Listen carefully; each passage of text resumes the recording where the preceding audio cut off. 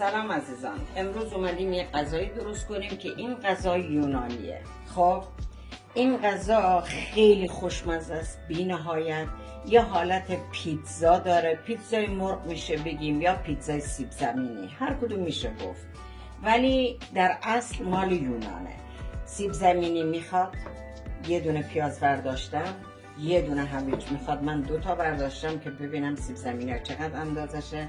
فعلا من اینا رو شروع میکنم رنگ کنم. یه دونه پیاز رو هم مزهش عالی میشه، هم این که علاوه بر مزهش نرم میکنه این، چون اینو باید حالت نون درستش کنیم که اون مواد پیتزا رو توش بذاریم. خب این هویجم خب هم مزهش رو چیز میکنه، خوش طعم میکنه، علاوه بر مزه رنگش قشنگ میشه، چون رنگ اون سفیده، اونم لیمویی سیب زمینیش، خب اینم نارنجیه دیگه، به خاطر اون خیلی خوشگل میشه. عزیزان من اینو آسیاب کردم، اون 3 تا میخک برداشتم برای طعم که زیادم بدمزه نشه یا قالب نشه، و زنجبیل، یه زمان زنجبیل، اینم بقیه زنجبیل از این بر بود. خب عزیزان من اینو قشنگ به همش میزنم.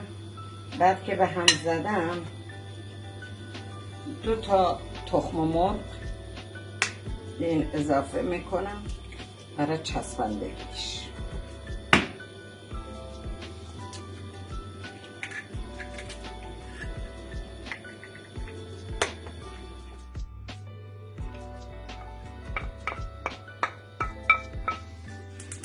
روشن میکنم، یه 2-3 دقیقه تفت بخوره که نرم بشه، مزهش رو توی مرغ هست. خب نمک، نمک رسیده، یه کوچولو دارچین، یه کوچولو سماق، فلفل، هم سیاه هم قرمز ریختم، و ادویه هندی. این سبزی وحشی رو که گفتم اون منطقه ما داره و میخوام بریزم تو این مرغ، الان اینجا به کارم میاد. منطقه خب یه ذره تو دستم نرم ترش میکنم که خب این سینه مرغ بود، خورد کردم تو پیاز و الان و ادویه ها و به اضافه سیر و روغن زیتون که مزه سیر رو میده، 2 قاشق چای خوری میریزم که مزهش خوش طعم‌تر بشه. این تموم شد، بریم سراغ کار دیگه. عزیزان من روغن رو میریزم،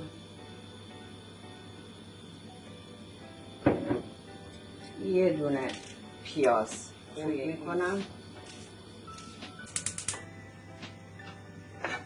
این که سرخ شد گوشت و فلفل قرمز و فلفل سبز و گوشت و اینا رو میریزم تو این، سرخ میکنم. به خاطر مزهش یه دونه سوسیس خورد میکنم توش. البته من اگه خودم فقط بودم این سوسیس رو خورد نمی کردم، یا مثلا کالباس خوشمزه میکنه ولی خب من دوست ندارم، اما چون خوشمزه میکنه و بچه ها دوست دارن، به خصوص نوه ها که کوچیکن دوست دارن، به خاطر نوه ها اینو میریزم توش. اگه خودم تنها بودم هیچ وقت نه سوسیس و نه کالباس نمیریختم تو غذا.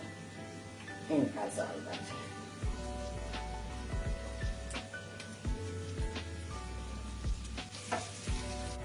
خب عزیزم من پیاز رو سرخ کنم.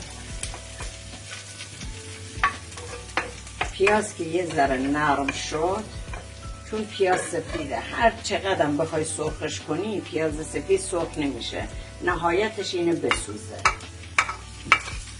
حالا سوسیسو میریزم و بعد مرغ و فلفل و مواد دیگه.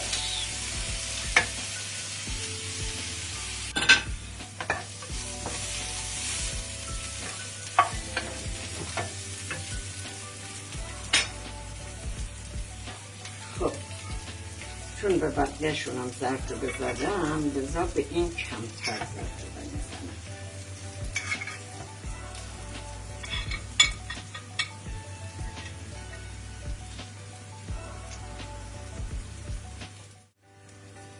این سیرم میزنم.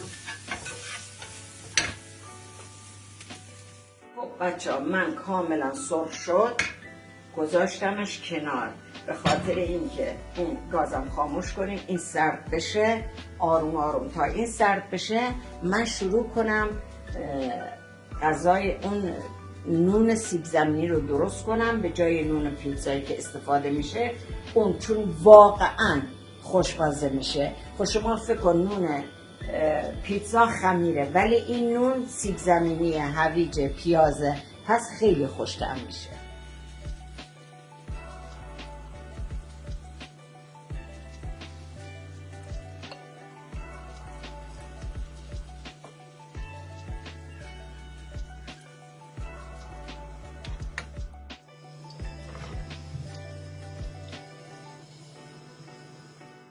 اینم آخرش.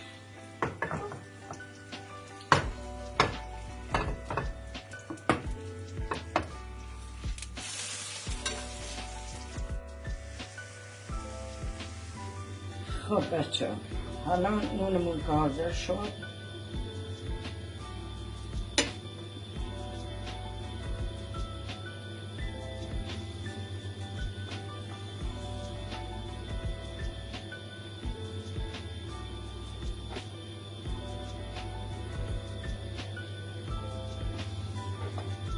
این پنیرش مونده به خودتون، یکی بیشتر درست میریزه یکی کمتر میریزه. حالا من به اندازه ریختم چون زیاد چربی و اینا دوست ندارم، پنیرم خوب چربه.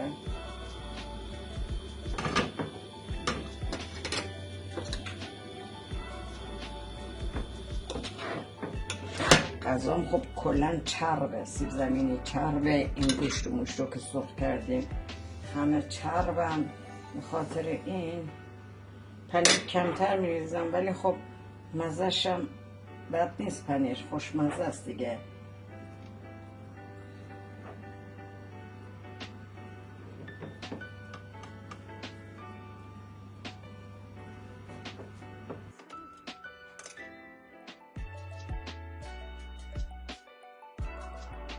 نونمون شد سیب زمینی و هویج و پیاز، موادمونم شد سینه مرغ و فلفل دلمه‌ای هر رنگ و هر جوری که دوست دارید، کم و زیادش هم با خودتون، چون آدم نمیدونه برای مثلا چند نفر بگه، یکی برای 4 نفر خانواده، یکی 2 نفره، یکی 5 نفره، یکی 7 نفره.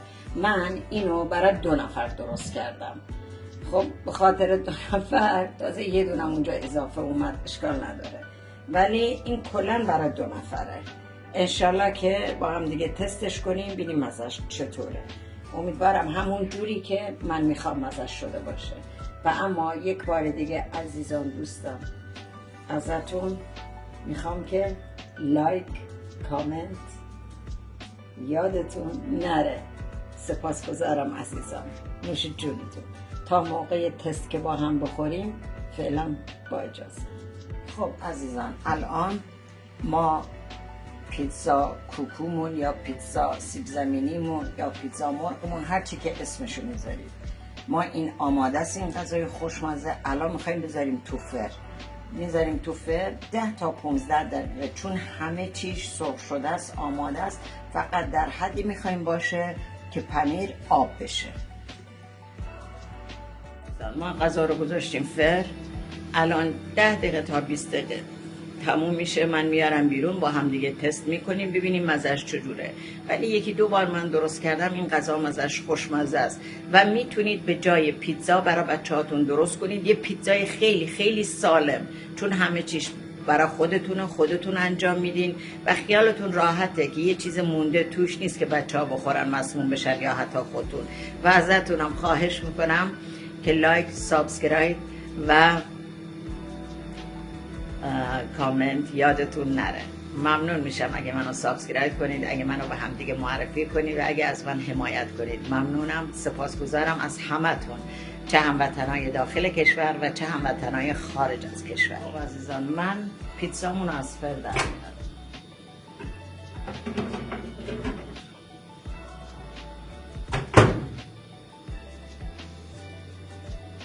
این پیتزا واقعا خوردن داره.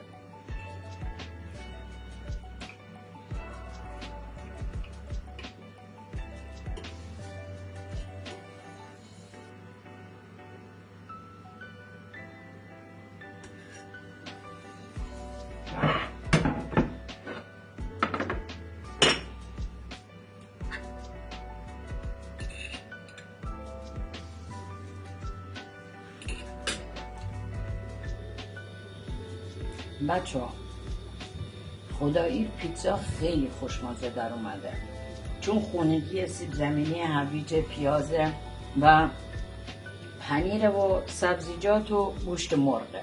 خب هم درست کردنش آسونه، هم اینکه واقعا مزه میده. انشالله که شما هم درست بکنید، دوست داشته باشید و بخورید. نوش جون همتون. اینم پیتزای ماست.